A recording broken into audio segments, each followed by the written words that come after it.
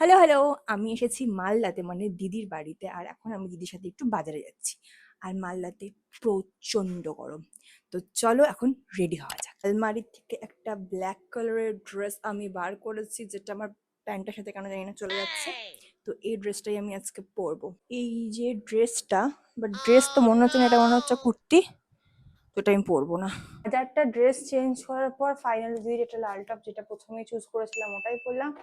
সাথে আমার সবসময় চিরবন্ধু একটি জিন্স। তো এটা পরে বেরোবো। আর প্রচন্ড গরম লাগছে। সানস্ক্রিন অলরেডি আমার ফেসে অ্যাপ্লাই করা আছে, এখন ইউজ করছি একটা ব্লাশ।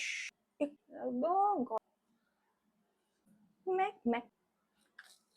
দিদির আলমারি থেকে পেলাম এই কিউট লাভ সাইনের কানের দুল। তো আমি এটা খুলে লিপ বামটা দিলাম, আর এখন আবার তুলে দেবো মার্সের এই মুজ লিপস্টিক।